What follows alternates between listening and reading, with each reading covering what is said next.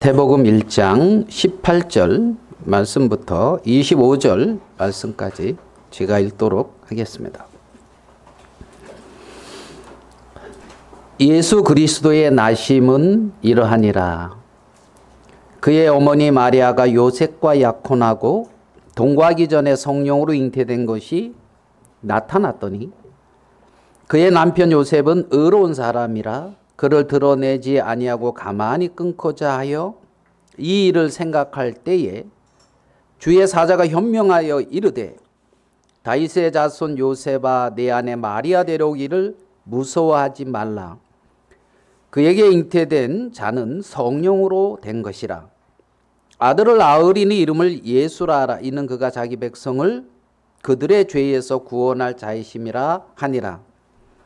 이 모든 일에 된 것은 주께서 선지자로 하신 말씀을 이루려 하심이니 이르시되 보라 처녀가 잉태하여 아들을 낳을 것이요 그의 이름은 임마누엘이라 하리라 하셨으니 이를 번역한즉 하나님이 우리와 함께 계시다 함이라. 요셉이 잠에서 깨어 일어나 주의 사자의 분부대로 행하여 그의 아내를 데려왔으나 아들을 낳기까지 동침하지 아니하더니 낳음에 이름을 예수라 하니라. 25절까지 말씀을 읽어드렸습니다. 저는 이제 구약 성경을 읽고 이제 신약에 들어와서 마태복음을 이렇게 읽고 있습니다. 오늘 읽은 이 말씀을 이렇게 보면서 같이 좀 생각되는 부분이 있어서 말씀을 나누려고 읽어드렸습니다. 말씀을 시작하기에 앞서 제가 여러분에게 질문을 하고 싶습니다. 첫 번째 질문은 자신의 목숨을 내어주면서까지 여러분을 사랑하는 분이 계십니까? 야, 정말 자신의 목숨을 내어주면서 나를 사랑하는 분이 계시다. 와, 이런 사람이 있다면 아마 그런 사람은 행복한 사람 아닐까요? 자기의 목숨을 내어주면서까지 나를 사랑하는 사람이 있다. 아마 그런 사람이 있다면 행복할 것입니다. 그런데 그런 사람이 내게 있어도 그분의 사랑을 알지 못하고 깨닫지 못하고 그분의 사랑을 누리지 못한다면 야, 나는 정말 행복한 사람이다. 이 사실을 깨닫지 못하고 그냥 이렇게 살아가는 경우도 있을 것입니다. 그러니까 정말 행복한 위치에 있지만 내가 행복한 사람이구나 하는 사실을 모르고 정말 그 마음에서 크게 생각하지 못하고 하루하루 행복한 위치에서 어떤 그러한 행복을 누리지 못하고 살아가는 경우가 발생한다는 거죠. 자, 그러면 두 번째 질문을 해볼게요. 내 목숨을 내어주면서까지 내가 사랑하는 대상이 있습니까? 내 목숨을 내어주면서까지 내가 사랑하는 어떤 대상, 그런 대상이 있습니까? 갑자기 조용해지네요.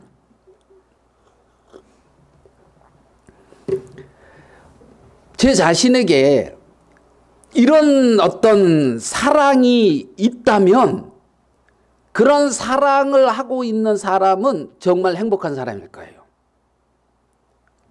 그죠?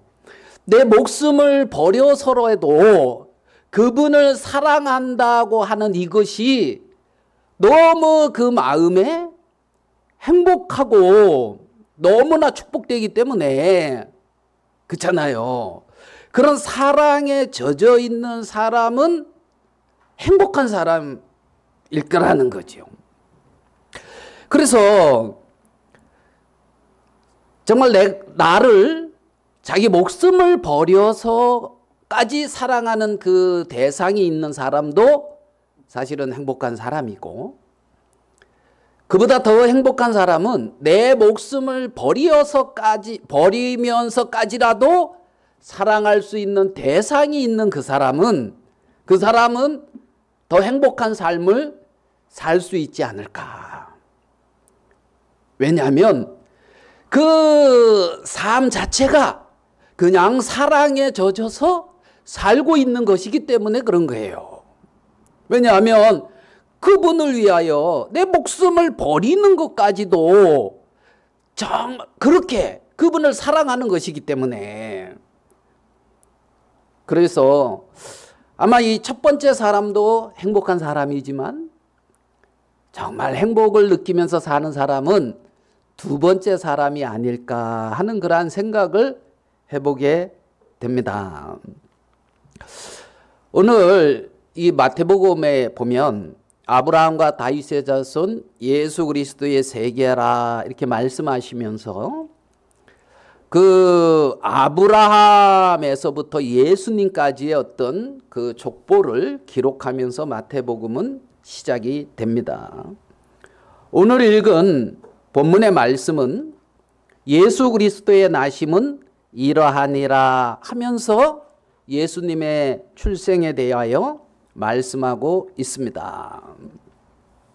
저는 오늘 예수 그리스도의 나심이라는 어떤 제목으로 이 부분을 같이 말씀을 나누고자 합니다. 예수 그리스도의 나심은 모든 사람에게 참으로 기쁜 소식입니다. 모든 사람들에게 그리스도가 나셨다. 누가복음에서 보면 예수님이 출생하셨을 때에 주의 사자가 그 지역의 어떤 목자들에게 나타나가지고 천사들이 그리스도의 어떤 나심을 그 소식을 알려주는 것을 이렇게 기록하고 있어요. 천사는 목자들에게 이렇게 말씀하셨습니다. 제가 읽어드리겠습니다. 누가복음 2장 10절에서 11절 말씀인데, 무서워하지 말라. 보라, 내가 온 백성에게 미칠 큰 기쁨의 좋은 소식을 너희에게 전하노라. 오늘 다윗의 동네에 너희를 위하여 구주가 나셨으니 곧 그리스도 주시니라. 이 소식을 그 천사가 목자들에게 알려줬습니다. 그 천사의 소식을 전달받은 이 목자들은 즉시 다윗의 동네인 베들레헴으로 찾아갑니다. 베들레헴에 가서 천사들은 아기 예수 그리스도를 만나게 되고, 그 자신들에게 천사가 전해준 소식을 알리며 자신들의 보고 듣고 한 모든 것을 인하여 하나님께 영광을 돌렸다, 이렇게 기록하고 있습니다. 그러니까 목자들은 어떤 이 매우 그 인생에서, 안 그러겠습니까? 들판에서 이렇게 양떼를 치던 목자라고 생각을 해봅시다. 이들이 천사의 나타나심을 보며 천사들의 기별의 소식을 듣고, 그리고 베들레헴에 가서 아기 예수의 탄생을 보며 정말 하나님이 자신들에게 나타나시고 말씀하시고 일하신 부분들을 자기들의 입으로 이렇게 주위 사람에게 말하면서 하나님께 영광을 돌린 이 사실은 정말 굉장히 이들에게 있어서는 감사한 그러한 시간이었겠죠. 이렇게 예수 그리스도의 나심은 감사하며 온 백성에게 미칠 큰 기쁨의 좋은 소식이다, 이렇게 말할 수 있습니다. 그래서 오늘 읽은 이 말씀에, 본문의 말씀에 예수 그리스도의 나심은 이러하니라 하면서 시작되는데, 이 말씀 속에서 우리는 온 백성에게 미칠 큰 기쁨의 어떤 그 소식, 이것을 발견하게 되고, 하나님이 이 일을 통하여 우리에게 보여주시고자 하는 어떤 하나님의 마음을 알 수가 있습니다. 18절의 말씀을 조금 더 계속 읽어보면 그의 어머니 마리아가 요셉과 약혼하고 동거하기 전에 성령으로 잉태된 것이 나타났더니 이렇게 말씀하고 있거든요. 그러니까 이제 그 어머니 마리아는 정혼한 사이예요. 누구랑? 요셉과 정혼한 사이예요. 그러니까 정혼했다 이 말은 유대 나라에서는 그냥 결혼한 사이처럼 이렇게 여기고 있습니다. 그렇기 때문에 그 뒤에 19절에 보면 그의 남편 요셉은 그렇게 기록하고 있잖아요. 정혼한 사이인데도 그의 남편 요셉은 이렇게 기록하잖아요. 그래서 이제 정혼했고 이제 집에 와서 이 여인을 데려올 그 거처가 이렇게 준비되면 이제 가서 이 여인을 데리고 와서 같이 이제 살게 되어지는 이제 모든 사람에게 내 아내다 부인이다 이런 어떤 상황입니다. 그런데 어느 날 보니까 마리아가 어떻게 됐습니까? 잉태된 게 나타났다 그랬으니까 요셉이 볼 때에 이건 어떤 상황이죠? 예, 당황한 사랑. 예, 당황스럽네요, 제가. 요셉이 볼 때는 이거 기가 막힐 상황이에요. 마리아 그렇게 안 봤는데, 그렇죠? 예? 이건 별개의 얘기인데 TV에 그것이 알고 싶다. 여기서 이제 그 한번 봤는 데 있잖아요. 그냥 지나가야 될 것 같습니다. 인상 쓰는 거 보니까 그런 얘기는 하지 마. 이제 이러는 건. 그러니까 이거 이제 이해가 안 되는 일이 누구에게? 요셉에게 발생을 한 거죠. 요셉에게. 근데 이 말씀은 이 일은 사실은 구약의 이사야 선지자를 통해서 예언한 말씀이 이루어지고 있는 현장이거든요. 그러니까 이사야서 7장 14절에 처녀가 잉태의 아들을 낳는다. 임마누엘이라 하리라 하는 그런 어떤 약속의 말씀이 이루어지는 현장이란 말입니다. 자, 마태복음 1장 22절은 그것을 이렇게 기록하고 있죠. 이 모든 일에 된 것은 주께서 선지자로 하신 말씀을 이루려 하심이니 이르시되 보라 처녀가 잉태의 아들을 낳을 것이요 그의 이름은 임마누엘이라 하리라 하셨으니 이를 번역한 지 하나님이 우리와 함께 계시다 할미라.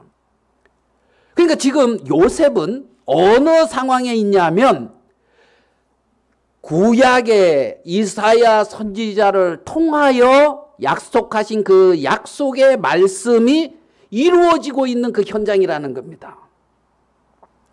조금 더 거슬러 올라가면 어떤 그 약속만이 아니라 창세기 3장 15절에 내가 너로 여자와 원수가 되게 하고 내 후손도 여자의 후손과 원수가 되게 하리니 여자의 후손은 내 머리를 상하게 할 것이요 너는 그의 발꿈치를 상하게 할 것이니라 하면서 아담이 범죄하고 나서 하나님이 여자의 후손을 통하여 사단의 뱀의 머리를 상하게 하는 뱀의 머리를 밟아버리는 그러니까 사단의 권세를 끝마치게 하는 여자의 후손이 지금 그 약속대로 태어나고 있는 창세기 3장의 그 여자의 후손, 이사야서 7장의 그 임마누엘, 그러한 어떤 하나님의 약속이 이루어지고 있는 그러한 현장이라는 거지요. 현장이라는 거죠. 그러니까 지금 이 요셉은 냉정히 하나님 편에서 봤을 때 어디에 있느냐 하면 하나님의 약속이 이루어지고 있는 바로 큰 참 기쁜 그러한 소식, 그죠? 좋은 소식, 그것을 천사가 알리고 있고 했던, 하나님 편에서는 정말 기다리고 고대하고 바랬던 그 상황에 지금 요셉이 그 한가운데 딱 있는 거예요. 그러면 요셉은 하나님의 뜻이 이루어지고 하나님의 약속이 이루어지는 그 현장에 요셉이 딱 있는데, 그러한 어떤 약속과 현장 앞에 있으니까 요셉이 감사했습니까? 황당했습니까? 왜? 오늘날 읽은 말씀에 보면 황당했을 거예요. 맞습니까? 그렇죠? 요셉이 이렇게 황당했던 것처럼 우리는 어떤 하나님의 약속이 이루어지고 있고 하나님의 뜻이 이루어지고 있는 언약 안에, 약속 안에 거하면서 이런저런 형편을 만나는데, 하나님의 뜻과 약속이 이루어지는 일들 앞에서 요셉처럼 황당해하고 있는 경우가 굉장히 많을 수 있다는 사실을 기억해야 한다는 겁니다. 아니 대체 내게 왜 이런 일이 닥치는 거야? 아니 마리아가 잉태를 왜 했어? 마리아가 잉태를 해야 됩니까? 안 해야 됩니까? 남의 약혼녀라 쉽게 얘기를 이렇게 하시는데, 그렇죠? 우리가 이 모든 것을 알고 있으니까 이거는 좋은 일이야, 영광스러운 일이야, 정말 놀랍고 감사하고 축복된 일이야, 이렇게 고백을 하지. 요셉 당사자가 나라고 했다면 과연 어떠한 위치에 있을 거냐는 거죠. 하나님의 마음 깊숙한 곳에 있는 하나님의 뜻이 이루어지고 있는 이 현장, 하나님의 약속이, 하나님의 언약이 이 요셉을 통하여 이루어지고 있는 이 현장에 요셉이 살고 있고 그 상황을 직면하고 있는데 황당해하고 어려워하고 있다는 겁니다. 맞습니까? 이런 상황인 것을 우리는 봅니다. 자, 그러면 이 여인을 아내로 맞이하고 있는 여인의 남편인 요셉의 반응을 1장 19절의 말씀을 통해서 보도록 하겠습니다. 그의 남편 요셉은 의로운 사람이라 그를 드러내지 아니하고 가만히 끊고자 하여. 요셉을 하나님은 뭐라고 표현을 하고 있냐면 의로운 사람이다 이렇게 표현하고 있어요. 맞죠? 그는 의로운 사람이라, 하나님의 뜻이 이루어지고 하나님의 언약이 이루어지며 하나님의 약속이 이루어지는 것을 보면서 하나님께 감사하고 영광을 돌렸더라 이렇게 기록이 되어 있습니까? 아니면 가만히 끊고자 하여 이렇게 되어 있습니까? 그렇죠? 지금 하나님의 약속이 이루어지는 그 부분을 가만히 마음에서 끊어버리려고 하는 거예요. 왜요? 내 생각에 이해가 안 되는 거예요. 내가 이것을 받아들이기에 황당한 거예요. 그러니까 그 약속이 이루어지고 하나님의 뜻이 이루어지는 것에 감사하고 영광을 돌리기보다는 어떻게 해요? 가만히 끊어버리려고 한다는 거죠. 이게 요셉의 반응입니다. 의로운이다, 의로운 사람이다 할 때 이 의로운은 고든, 공정한 이런 뜻을 가지고 있어요. 그래서 불의에 굴하거나 흔들림이 없는 모습을 말하는 거예요. 그러니까 이제 요셉은 옳고 공정해요. 나름 의로운 사람이에요. 자신과 정혼한 마리아가 잉태한 사실을 알았는데 그의 마음은 하나님의 약속이 이루어지고 있구나, 하나님의 뜻이 이루어지고 있구나, 이런 마음이 1%도 없어요. 여러분 동감이 됩니까? 안 됩니까? 그렇죠? 여러분도 요셉의 심정이 이해됩니까? 안 됩니까? 요셉의 상황이 잘 이해가 됩니다. 자신이 정혼한 아가씨가 잉태를 하였으니 그 상황을 어떻게 받아들여야 하겠습니까? 그 박윤선 목사님이라고 하는 분이 주석을 했는데 그 주석을 제가 잠깐 인용해서 읽어보도록 하겠습니다. 요셉은 율법대로 행하는 의인임에도 불구하고 그렇게 하지 않고 가만히 파혼만 하려고 하였다.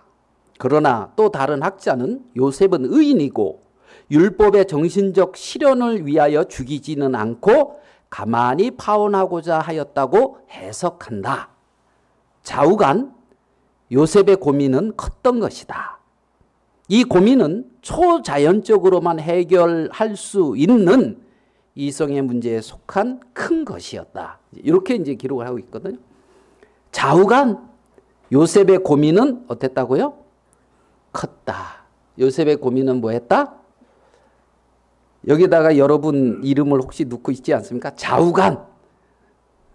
누구 이름 넣을까요? 네. 그럼 김성기 고민은 컸던 것입니다. 이렇게 이제 기록이 되는 거예요. 좌우간 참 고민이 큰 거예요. 왜 그러냐면 이것은 사람의 지혜를 뛰어넘는 일이고 하나님의 간섭이 있어야 되는 거예요. 하나님이 지혜를 주셔야 되는 것이고 하나님이 말씀해 주셔야만 이러한 상황을 받아들일 수가 있고 이해할 수가 있는 것이죠. 그래서 이 요셉이 이 일을 생각할 때에 20절에 그러지요. 이 일을 생각할 때에 주의 사자가 현몽하여 이르되 주의 사자가 나타났단 말입니다.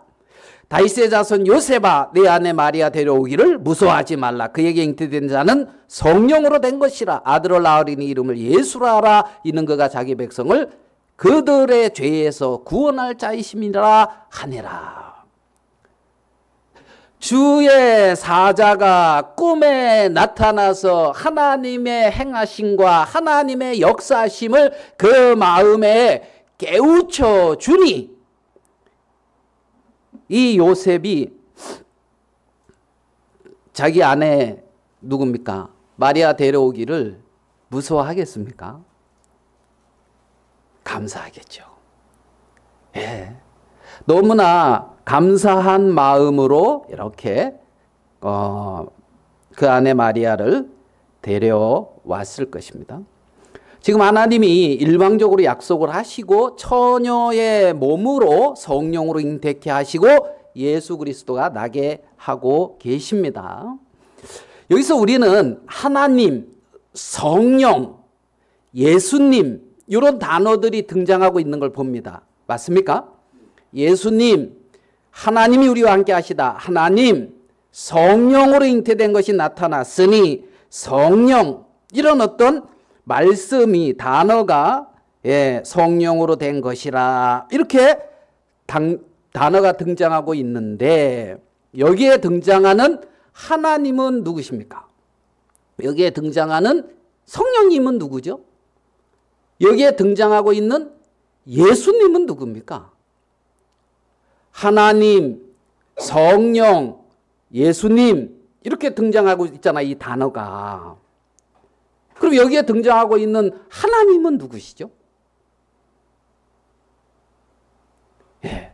여기에 등장하고 있는 예수님은 누구시고 여기에 등장하고 있는 성령은 누구시죠? 여기서 다 이들이 각각의 인격을 가지신 분입니까? 아니면 세 분으로 표현했지만 한 분이 여러 모습으로 나타난 것입니까? 예?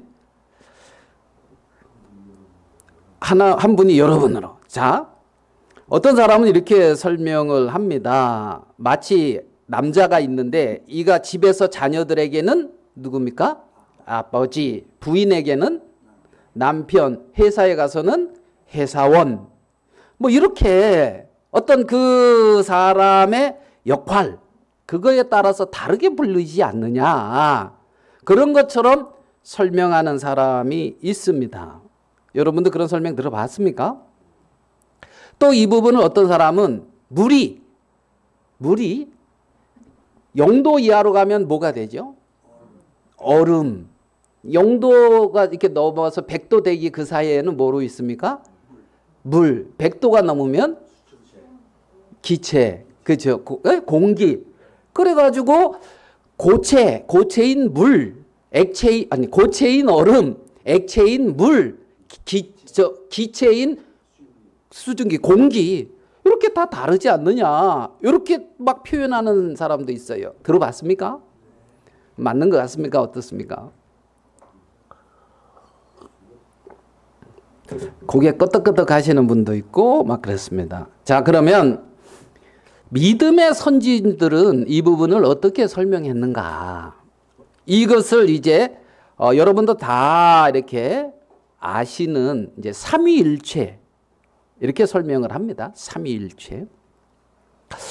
그 믿음의 선진들의 어떤 고백서 가운데 벨직 신앙 고백서라고 하는 게 있어요. 벨직. 이게 뭐냐면 벨기에 어떤 그 지역. 그래서 벨기에, 네덜란드 요 어떤 그 저지대라 그러는데 요 지역의 어떤 신앙 고백, 벨직 신앙 고백이다, 네덜란드 신앙 고백서다, 이런 어떤 고백서가 있습니다. 이 고백서를 기록할 당시에 이 네덜란드 이 화란 지역, 이 벨기에 요 지역은 그 필립 2세라고 하는 그 어떤 왕이 이렇게 다스렸는데 그는 스페인 카톨릭과 이렇게 밀접한 관계를 가지고 이 개신교도를 핍박했던 그 시대입니다. 그러니까 개혁된 어떤 그 신앙을 가지고 있는 사람들이 뭐를 당하고 있었냐면 고난, 어려움을 당하던 그 시절이에요. 그래서 우리가 믿는 게 뭐다 해가지고 있잖아요. 나의 신앙의 고백을 기록한 거예요. 이 네덜란드, 이 벨기에 요 저지대 지역에 우리가 여러분 당신이 이렇게 핍박하는데 우리는 이것을 믿고 있습니다 하면서 고백서를 기록했는데 그거를 1561년 11월 1일 밤에 이 기도 드브레 이 사람이 이제 기록을 한 거예요. 여러 명의 어떤 조력자들과 함께 1561년 11월 1일 밤에 한 통의 편지와 함께 총독이 살고 있는 도르닉 성이라고 하는 그 담장 너머로 이거를 집어던졌어요. 잡히면 안 되니까. 그러니까 그 총독이 살고 있는 성 그 안으로 이 고백서를 이렇게 집어던져 놓고 그러면 이제 보초들이 발견하고 이렇게 될 거 아니에요. 도망갔던 어떤 그래서 이제 이 벨직 신앙 고백서라고 하는 것이 세상에 나왔는데 제8항에 거기에 제8항에 다음과 같은 내용이 있는데 제가 한번 읽어볼게요. 좀 어려울 수도 있지만 이 진리와 하나님 말씀에 따라 우리는 한 하나님을 믿습니다. 어떤 하나님을 믿는다? 한 하나님을 믿습니다. 즉 한 본질을 가진 실제를 참으로 한 본질을 가진 실제 참으로 그리고 영원히 비공유적 특성을 따라 구별되는 새 위격 한 본질과 새 위격을 말하고 있어요. 그래서 즉 성부와 성자와 성령이신 한 하나님을 믿습니다. 이렇게 고백을 하거든요. 이게 뭐냐면 한 본질인 한 하나님이 새 위격으로 존재하신다. 이런 말이에요. 삼위일체가. 새 위격으로 존재하시지만 한 본질이시다. 하나시다. 이런 말이거든요. 성부께서는 보이는 것들과 보이지 않는 모든 것들의 원인이요 기원이며 원천이십니다. 성자께서는 말씀이요 지혜요 성부의 형상입니다. 성령께서는 성부와 성자로부터 영원히 나오시는 영원하신 능력과 강력이십니다. 이런 식으로 이렇게 쓰고 이렇게 쭉 설명을 이어나가고 있거든요. 그러니까 한 분 하나님이시며 하나님은 한 분이시다. 새 위격으로 존재하신다. 그러니까 한 본질이신 그러니까 한 본질이며 새 위격으로 존재하는 삼위일체 하나님을 말씀하고 있는 거예요. 그래서 이 삼위일체라는 하나님은 삼위일체 그러니까 우리가 믿는 하나님은 어떤 하나님이다? 예, 삼위일체 하나님이다. 이렇게 고백을 해야 맞는 거예요. 성경적으로. 네? 한 분 하나님이시다. 창조주 하나님이시다. 뭐 여러 부분으로 할 수 있지만 우리가 다른 종교와 다르게 우리가 믿고 있는 하나님은 삼위일체 하나님이다. 그런 하나님은 없어요. 우리가 믿는 하나님 외에, 성경이 말씀하고 있는 하나님 외에 삼위일체 이 하나님은 안 계시단 말이에요. 독특한 것이죠. 그래서 이것은 삼위일체라는 말은 어떤 그 교부가 처음 터툴리아는 그 사람이 처음 썼지만 성경에는 안 나오지만 창세기에 성경에 구약과 신약 여러 곳에 이 부분을 증거해 주고 있어요. 그러니까 창세기에 우리가 잘 아는 우리가 우리의 형상을 따라 사람을 만들자 하는 말씀에 우리라고 하는 복수형을 사용하고 있잖아요. 맞죠? 그래서 그 다음에 뭐라 그러냐면 1장 26절에 우리의 형상을 따라 우리의 모양대로 우리가 사람을 만들고 우리가 3번 나오죠. 3번. 그 다음에 이어서 하나님이 자기 형상국 하나님의 형상대로 사람을 창조하시되 남자와 여자를 창조하시고 이런 말씀이 있고 또 그 다음에 아담이 범죄한 이후에 보아라 아담이 우리 중 하나와 같이 되었다 이렇게 범죄한 이후에 그런 말씀도 있죠. 우리 중 하나같이. 그러니까 우리는 단수입니까 복수입니까? 복수죠. 그러니까 복수인데 창조했다 하는 이러한 어떤 말씀들은 단수로 표현해요. 예? 우리들이 창조했다. 단수. 한 사람이 한 거예요. 이 말 이해되죠? 우리는 복수지만 동사는 단수란 말이에요. 그래서 한 분이시다. 삼위가 하나이신 한 분이시다. 이렇게 이제 볼 수가 있고 신학에서는 이제 좀 더 구체적으로 나타나는데 한 부분만 본다면 마태복음 3장에 예수님이 세례를 받고 이렇게 올라오시니까 하늘이 열리면서 하늘에서 뭐라 그랬어요? 이는 내 사랑하는 아들이요 내 기뻐하는 자다 하는 하나님의 뭐가 들렸어요? 말씀이 들렸죠. 그 다음에 성령이 비둘기같이 내렸어요 안 내렸어요? 성령이 나타나죠. 자, 위에서 말씀하시는 하나님, 성령, 물에서 올라오시는 예수님 세 분이 다 나타나야 안 나타나요? 다 나타나잖아요. 그러니까 내가 집에 있을 때는 아빠요, 남편이요, 회사 가서는 회사원이다. 이 말이 안 맞아요.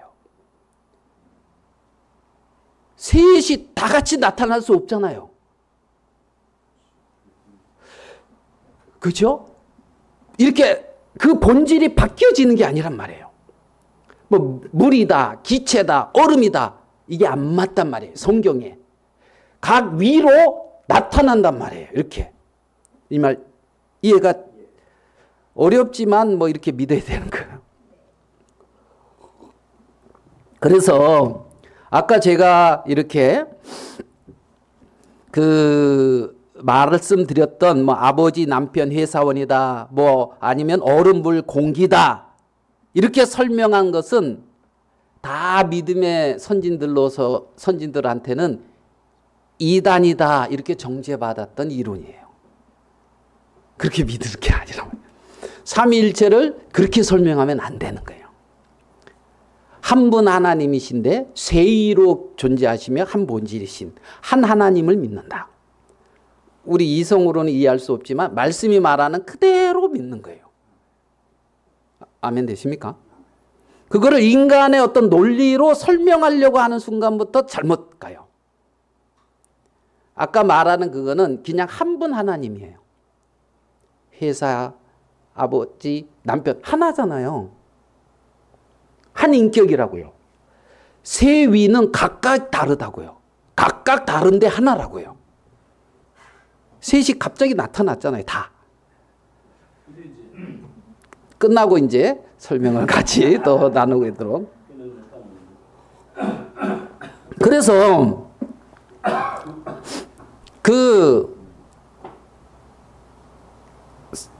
믿음의 어떤 선진들은 성경 말씀이 말하는 그대로를 믿었고 그대로 믿어야 이대로 돼야 우리의 구속이 온전히 이루어져요. 안 그러면 안 돼요. 안 돼요. 본문 오늘 읽은 말씀의 21절에 이제 보면 본문의 말씀 21절에 자 여기 한번 봅시다.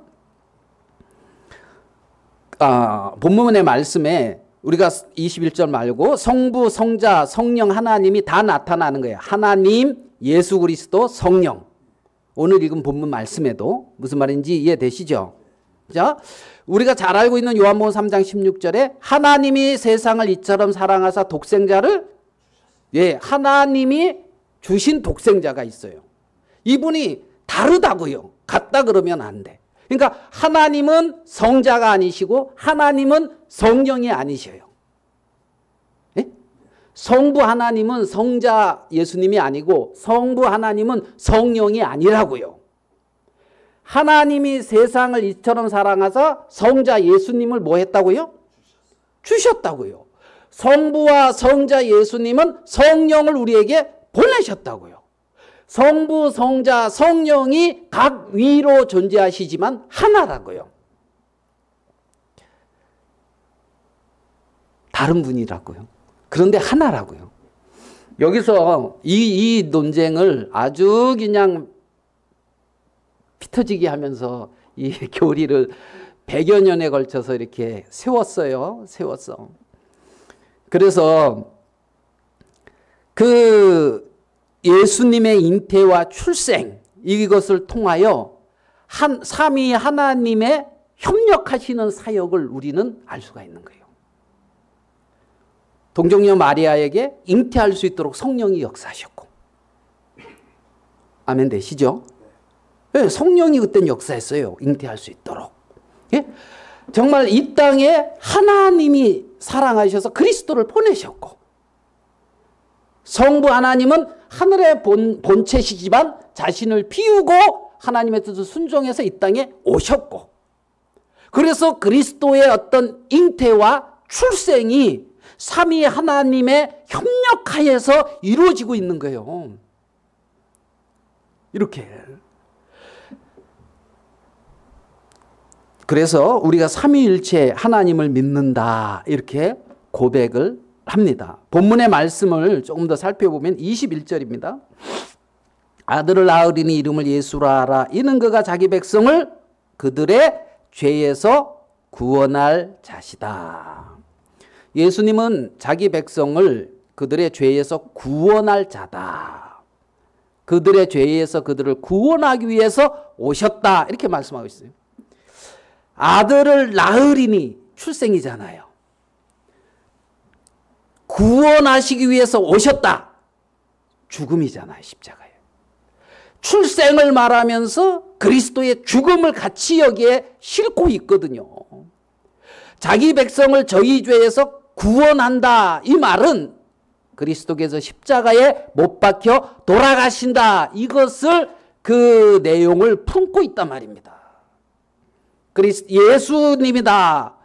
예수스 여호와는 구원이시다. 이 말 속에 나의 죄를 위하여 죽으신다. 이 말이 포함되어 있다는 겁니다. 이 말이에요. 그래서 예수님은 자신의 백성을 죄에서부터 구원하고 우리의 모든 죄악을 해결하기 위하여 이 땅에 오신 것을 우리는 알 수가 있습니다. 예수님의 낳으심은 다른 사람을 위해서 낳아진 게 아니라 나를 위해서 낳아진 거예요. 이 땅에 오신 거예요. 나를 구원하기 위해서.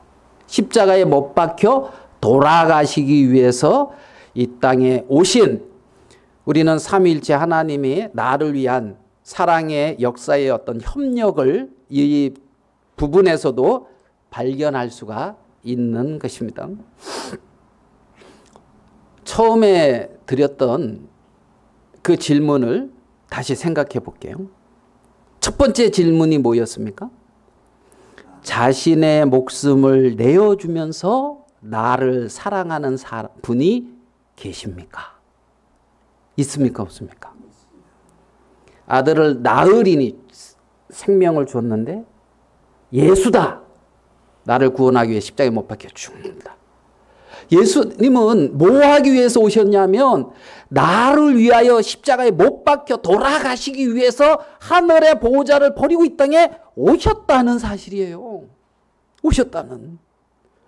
그러니까 자신의 목숨을 내어주기 위해서 선한 목자는 양들을 위하여 자기의 목숨을 뭐한다? 버린다.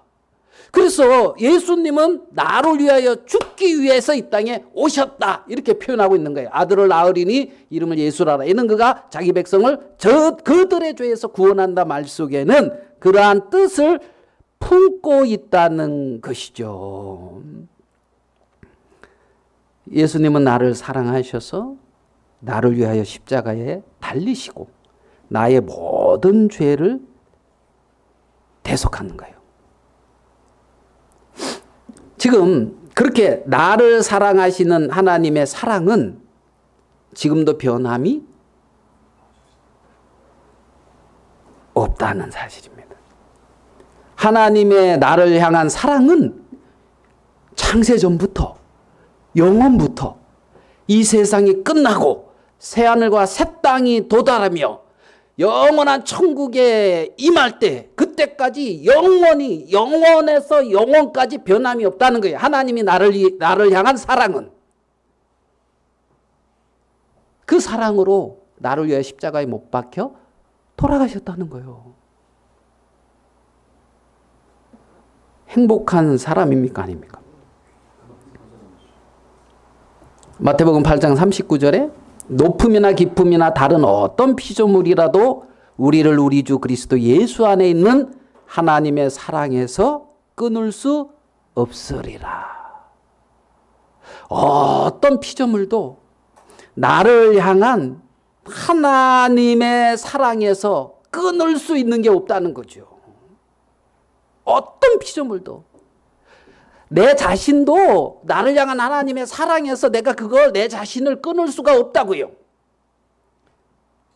요셉은 가만히 끊고자 하여 뭐 이렇게 기록이 되어져 있는데 요셉은 자기의 의로움으로서 하나님의 약속의 말씀이 이루어지는 현장에 그 지혜가 못 미쳐서 가만히 끊고자 했을지 모르지만 요셉을 향한 나를 향한 하나님의 사랑은 그 어떤 것으로도 끊을 수가 없다는 사실이에요.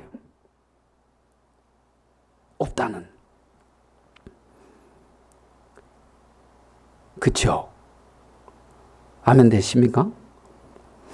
근데 요셉처럼 지금도 이러한 하나님의 사랑을 가만히 끊고자 하는 사람이 많이 있다는 사실이 우리에게는 고통인 거죠. 하나님의 사랑을 가만히 뭐 하려고요? 끊으려고 하는 거예요. 그죠? 요셉처럼 말입니다. 우리 앞에 닥치는 이런저런 우리가 이해할 수 없는 현실이 하나님의 사랑을 가만히 끊고자 하는 마음을 갖게 하는 걸 봐요. 우리가 이해할 수 없는 이런저런 형편, 문제, 어려움들이 나를 향한 하나님의 사랑은 변치가 않는데 요셉이 마리아를 가만히 끊고자 했던 것처럼 요셉이 마리아와 정혼하고 결혼할 때에 사랑했겠어요? 안 했겠어요? 억지로 한 거 아닐 거 아닙니까? 그래서 좋았는데 가만히 끊고자 했던 것처럼 그리스도와의 어떤 처음 사랑의 언약을 맺었을 때 좋았는데 약속이 내 마음속에 믿음으로 임해져서 좋았는데 그렇죠? 내가 원치 않는 아니면 내가 이해할 수 없는 이러한 형편이 닥치면서 그 사랑을 가만히 끊고자 하는 그런 마음들이 우리에게 일어나고 있는 것을 보면 그런 것이 사실 우리의 마음의 고통인 것입니다. 요한일서 4장 10절에서 11절은 이렇게 말씀하고 있습니다. 요한일서 4장 10절 11절입니다. 사랑은 여기 있으니 우리가 하나님을 사랑한 것이 아니요 하나님이 우리를 사랑하사 우리 죄를 속하기 위하여 화목제물로 그 아들을 보내셨습니다. 사랑하는 자들아, 하나님이 이같이 우리를 사랑하셨은즉 우리도 서로 사랑하는 것이 마땅하도다. 하나님이 우리를 이같이 사랑하셨은즉 우리도 서로 사랑하는 것이 마땅하도다. 마땅하도다. 이렇게 말씀하고 있거든요. 두 번째 질문을 다시 한번 생각해 봅시다. 내 목숨을 내어주면서까지 내가 사랑하는 대상이 있습니까? 두 번째 질문. 내 목숨을 내어주면서까지 내가 사랑하는 대상이 있습니까? 없어요. 뭐 자신 있게 자랑스럽게 말을. 자, 자기 목숨을 내어주면서까지 나를 사랑하시는 대상은 있습니까? 아멘. 내 목숨을 내어주면서까지 내가 사랑하는 대상이 있습니까? 아, 글쎄요. 성경은 하나님이 이같이 너희를 사랑하셨으니 너희가 서로 사랑하는 것이 마땅하도다. 성경은 그렇게 말씀하고 있습니다. 성경은 우리가 서로 사랑하는 것이 마땅하다. 하나님을 사랑하는 것, 이웃을 사랑하는 것, 이것이 마땅하다. 하나님은 이렇게 말씀하고 계시다는 거죠. 그러면 이 말씀에 비추어서 내 마음속에 그러한 내가 이렇게 주님을 사랑하는 그 사랑이 식어가고 그 사랑이 없어져 가는 그것이 내게 고통이라는 사실입니다. 내게 고통은 그 내 목숨을 버리면서까지 사랑할 수 있는 대상을 사랑하지 못하는 그 고통이라는 겁니다. 신자들의 고통은 그 고통이에요. 고통의 원인이 그거라는 겁니다. 우리는 내 목숨을 위하여 나를 구원하려고 자신의 목숨을 버리신 그리스도의 어떤 그러한 사랑 안에서 행복할 수 있는 거거든요. 그리고 내가 그분을 사랑함으로 행복을 느낄 수 있는 거거든요. 근데 마음에 그것이 없는 것 때문에 고통이라는 거죠. 고통.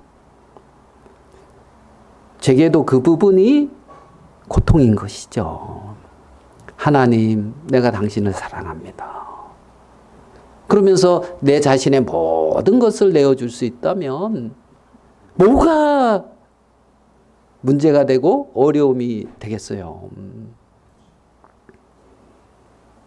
그 사랑으로 하나님을 그렇게 사랑함으로 자신의 목숨을 내어주면서 주님을 섬길 수 있고 교회를 섬길 수 있는 거거든요. 그 사랑으로 말입니다. 아까 제가 이 벨직 신앙 고백서를 작성한 기도 드브레라는 사람을 이렇게 언급했습니다. 기도 드브레는 그렇게 주님을 사랑했거든요. 자신의 목숨을 내어주면서. 고백서를 1561년에 작성을 합니다. 그리고 그 담장너머리 던졌다 그랬죠. 계속 핍박이 있습니다. 숨어서 말씀을 전하고 계속 합니다. 6년 후에 잡힙니다. 1567년 5월 31일 기도 드브레는 순교를 당합니다. 같이 잡힌 목사와 함께 둘이서 같이 순교를 당해요. 그때 나이가 22년생이니까 어떻게 됩니까? 45입니다. 45에 순교를 당한 거예요. 순교를 당한 거예요. 귀도는 새벽 3시에 앞으로 3시간 뒤에 처형되리라는 말을 전달받았습니다. 동료들에게 마지막 말을 하라고 허락을 받았고, 기도 드불에는 이렇게 말을 합니다. 형제들이여, 오늘 아침 나는 하나님의 아들의 교리 때문에 죽임을 당하도록 정죄되었어. 나는 행복하오. 나는 한 번도 하나님께서 나에게 이런 영예를 주시리라고 감히 생각해 본 적이 없기 때문이요. 순교당하기 3시간 전에 하는 말입니다. 기도는 순교를 영광스럽게 생각했고, 자신을 사랑하는 만왕의 왕이시며 만주의 주이신 나의 구원자를 사랑하여 자신의 목숨까지 버리는, 이것이 자신의 참된 행복이라고 고백하는 그러한 기도 드불의 고백을 우리는 볼 수가 있거든요. 우리 마음에 있는 어려움과 고통은 이런저런 형편이 아니라는 사실을 기억해야 됩니다. 기도 드불에가 가지고 있는 그러한 사랑이 마음속에 식어져 있고, 그 사랑이 차갑게 얼어붙어 있는 그것이 마음의 고통이라는 사실을 정확하게 알아야 된다는 겁니다.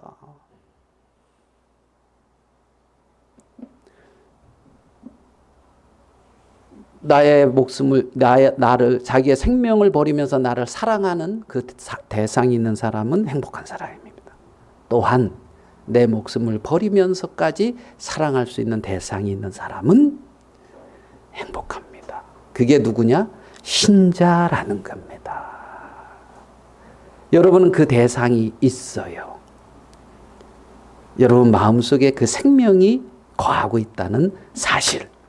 기도 디불에는 잠들었다 이렇게 적었을 겁니다. 하나님은 마지막 날 다시 부활한다, 이렇게 살아난다, 이렇게 기록하고 있습니다. 성경은.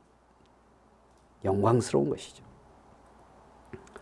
오늘 본문의 말씀을 조금만 더 보고 마치고자 합니다. 오늘 읽은 본문에는 예수라는 이름과 임마누엘이라고 하는 이름이 등장합니다. 예수라는 이름은 자기 백성을 저희 죄에서 구원하는 자, 이런 의미를 가지고 있고, 임마누엘은 하나님이 우리와 함께 계시다, 이런 의미를 가지고 있습니다. 두 이름을 한번 연결해 보면 어떻게 됩니까? 예수, 임마누엘. 임마누엘, 예수. 어떻게 정리가 될 수 있습니까? 하나님은 나를 사랑하셔서 나를 죄에서 구원하시고 영원히 나와 함께 하신다, 이렇게 정리할 수 있는 거예요. 하나님은 나를 사랑하셔서 나의 모든 죄를 대속하시고 나를 구원하셔서 영원히 나와 함께 하신다, 임마누엘. 이렇게 정리할 수 있다는 사실입니다. 하나님의 백성은 영원한 진노에서 구원을 받고 하나님과 영원히 함께 사는 영생을 소유한 자들입니다. 이 영원한 소망을 우리의 마음에 소중히 간직하고 주님의 사랑에 풍성히 잠겨 주님을 마음껏 사랑하는 여러분과 제가 되기를 소망하면서 말씀은 마치도록 하겠습니다.